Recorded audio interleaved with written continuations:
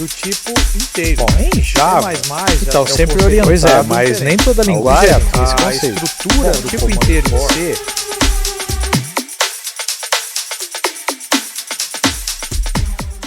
E aí, gente, tudo certo com vocês? Hoje nós vamos continuar o assunto de loops. Vamos falar um pouco sobre o comando for, beleza?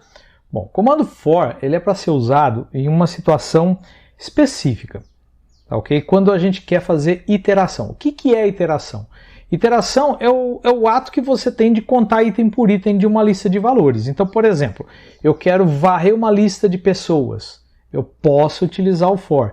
Eu vou fazer uma contagem de menos 30 até 21. Eu posso usar o for.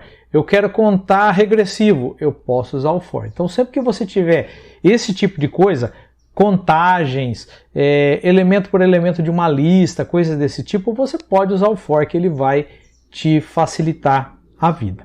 Legal? Bom, a síntese dele é um pouco diferente do que a gente está acostumado. Então ele tem, o comando for vai ter uma parte chamada inicialização, condição de parada, passo, e entre as chaves vem os comandos, que é o que a gente já está acostumado, né? Bom, o que é inicialização? Inicialização, ou seja, essa parte aqui, ó, é a parte do código que é executado antes do loop. Antes que o loop saia fazendo qualquer coisa, a inicialização é executada. Logo em seguida, a condição de parada vai ser executada e ela vai determinar quando que o loop vai parar. Sendo que quando der falso, a condição ele para. Então, você não pode esquecer que se você já chegar aí e der falso, ele nem entra no for. Tá, ok? Então você tem que ficar ligado nisso. Os comandos, eles vão executar aqui depois que a condição de parada vai ser avaliada. Então, tudo que tiver entre chaves, ele vai executar. Terminou de executar os comandos, ele vem aqui e executa o que a gente chama de passo. O que é o passo?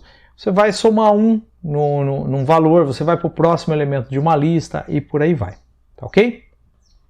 E aí ele volta a analisar aqui a condição de parada, vai para o comando, roda o passo, analisa a condição de parada, vai para o comando, roda o passo, analisa a condição de parada, terminou, deu falso, beleza, aí ele cai fora, tá? É assim que ele faz. Ó, vamos ver aqui uma animaçãozinha que você vai entender. Por exemplo, eu tenho esse comando aqui que vai contar de 0 a 10, 0 a 9, né?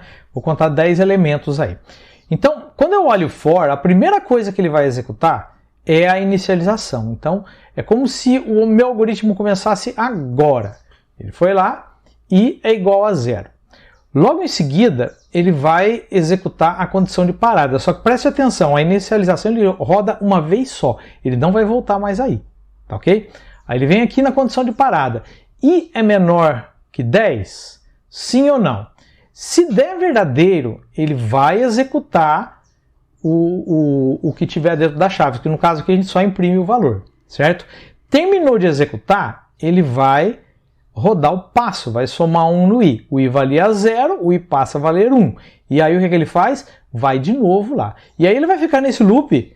Então ele imprimiu 0, 1, 2, 3, 4, 5, 6, 7, 8, 9. Aí ele somou 1 no I, virou 10. Ele volta aqui, né, na condição de parada e vai avaliar. I é menor que 10? Não, I é igual a 10. Então aí sim ele termina o loop. No caso nosso aqui termina o nosso programa também. Percebeu que como ele funciona aí, né, para executar um comandinho desse aí. Então você tem que ficar ligado. Primeiro, ele roda a inicialização uma única vez. Depois, condição de parada. Ele vai rodar N vezes. Depois, todos os comandos que tiverem dentro de chaves. Depois, passo. Depois, condição de parada, comandos, passo. Condição de parada, comandos, passo. E assim vai até terminar. Beleza? Para a gente ver alguns exemplos, né, vamos ter alguns exercícios para fazer. Vamos fazer um programa que imprime a tabuada do 5. Um programa que gera uma contagem regressiva e um programa que imprima um texto invertido, que vai ser legal aqui, que a gente vai ver algumas coisinhas diferentes também de manipulação de string, tá? Nesses exercícios aqui, beleza? Então vamos lá. Bom, gente, então vamos lá, né? Temos aqui o nosso Visual Studio Code, vamos criar aqui então um arquivo chamado for_1.js e vamos trabalhar nele aqui.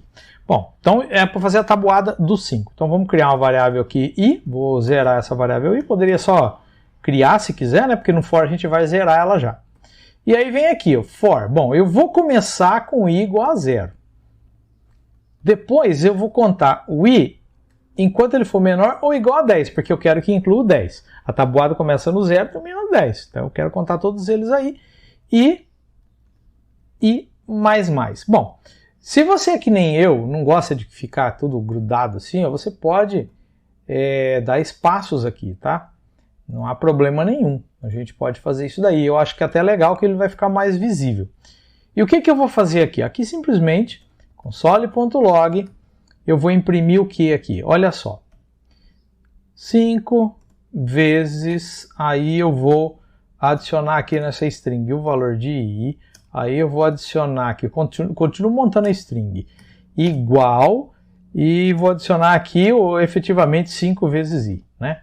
Então o que ele vai escrever? 5 vezes 0 igual a 0, 5 vezes 1 igual a 1, e assim sucessivamente. Beleza, tá aqui, vou salvar, executar, beleza, tá aqui, ó, fez o que se propõe. 0, 5, 10, 15, 25, 30, 50. Daqui. De 0 a 10. Beleza. Não sei quanto a vocês, eu acho que isso aqui fica confuso. Soma uma variável, mas aqui a string vai somar, vai concatenar. O que vai fazer aqui? Então, eu vou explicar uma outra maneira de fazer esse tipo de coisa, que é um negócio chamado interpolação de string. Interpolação de string é legal que tudo que você colocar aqui dentro, ele vai entender. Então, por exemplo, até um enter que se você colocar, ele vai entender que ele para pular aquela linha e tudo mais. Só que olha só, como que eu crio uma string interpolada? Primeira coisa, eu vou vir aqui no acento grave ou agudo. É grave, né? Enfim, é a crase. A gente faz a maior confusão com isso daí, né? Mas é a crase. E dentro da crase você põe a string. Então, por exemplo, eu vou colocar aqui, ó, 5 vezes, olha o que eu vou fazer, $chaves i. Então o que isso faz? Vai pegar o valor de i e jogar aí dentro da string do jeitinho que ela tá. Vai ser igual, e de novo, $chaves 5 vezes i. Isso aqui faz a mesma coisa, só que para mim fica um pouco mais fácil de entender o que está acontecendo aqui. Pelo menos eu, né? Eu consigo enxergar melhor assim. Se você também quiser usar do outro jeito, não está errado não, tá? Pode utilizar também. Aqui é uma maneira um pouco mais moderna de você construir uma string assim com alguma coisa. E o resultado é o mesmo. Ó, tá aqui, ó. Mesma coisa, não mudou nada, tá? Então, você pode usar então interpolação de string. Lembre-se sempre que é a crase e que a variável que você quiser jogar lá dentro, você tem que colocar $chaves, põe a variável chaves. E também dá para fazer expressões, ó. Você consegue fazer expressões. Beleza? Bom, vamos para o segundo exercício. O segundo exercício é para fazer uma contagem regressiva, certo? Então vamos lá, vou criar aqui for 2.js.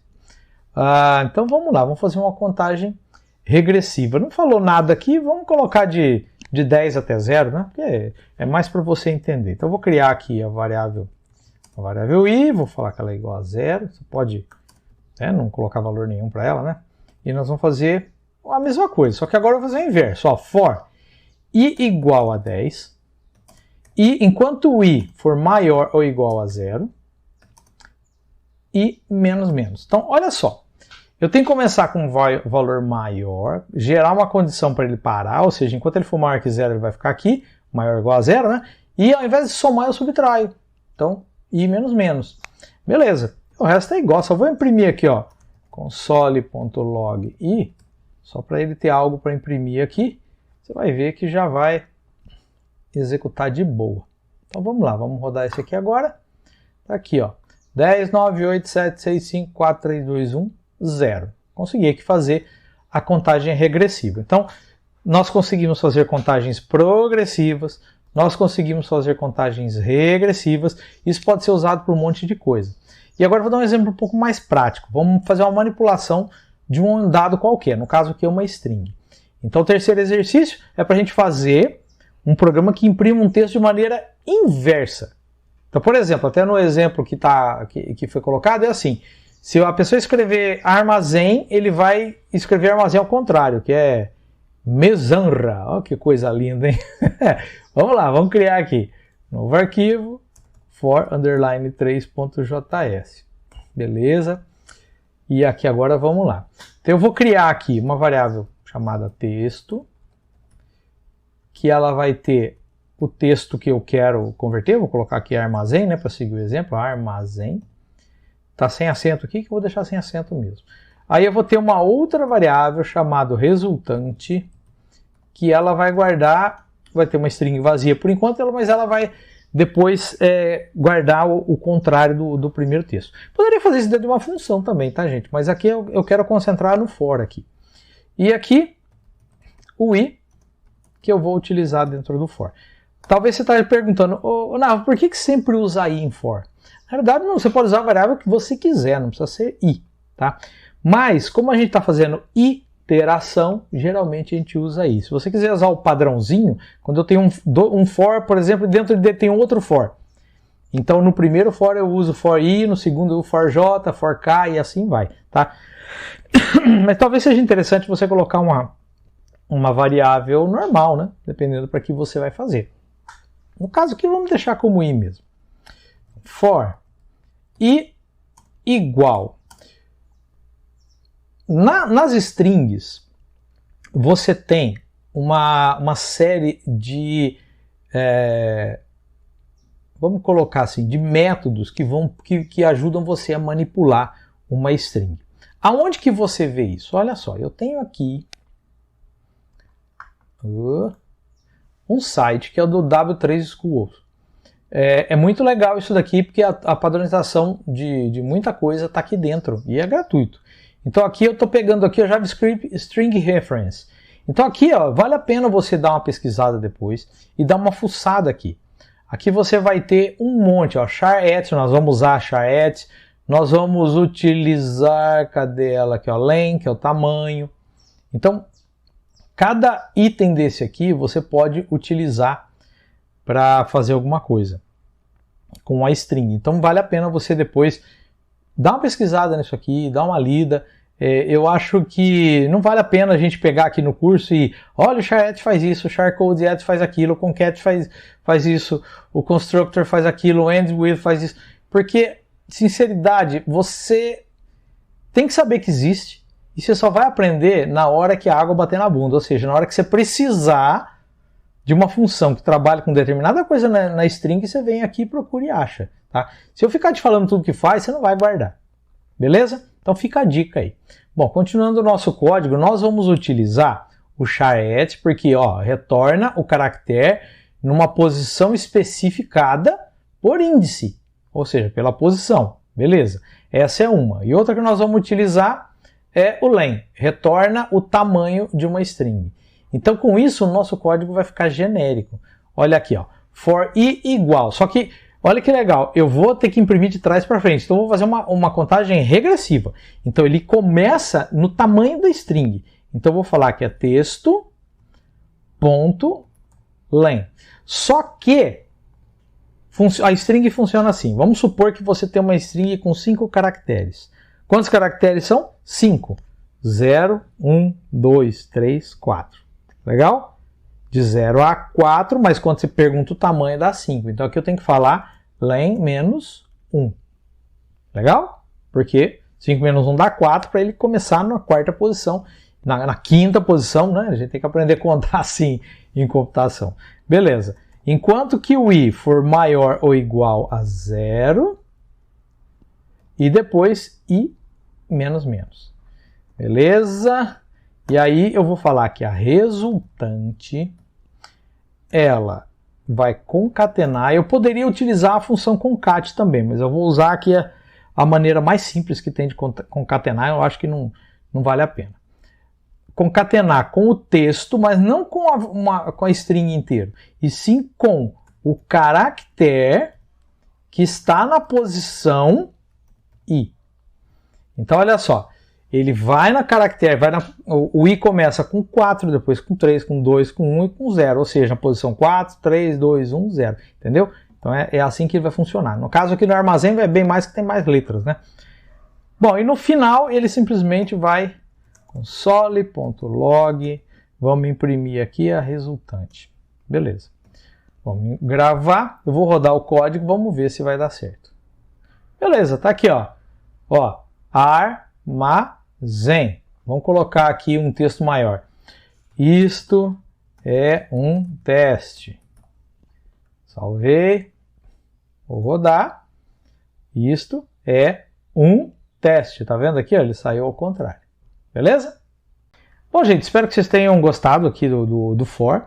Ele é um comando extremamente útil, muito importante nesse assunto de loops. E com isso a gente encerra o assunto de loops em JavaScript. Beleza? Se você estiver gostando desses vídeos aqui, não esquece de curtir, compartilha com seus amigos, compartilha para o povo aí, pede para inscrever no canal aqui, a gente vai crescendo. Logo, logo nós vamos ter aí algumas novidades. Conforme for terminando um curso, nós vamos começar outro. Então aí eu vou criar uma enquete aqui para vocês escolherem o que vocês querem ver. Beleza? Então é isso aí, gente. Até a próxima aula.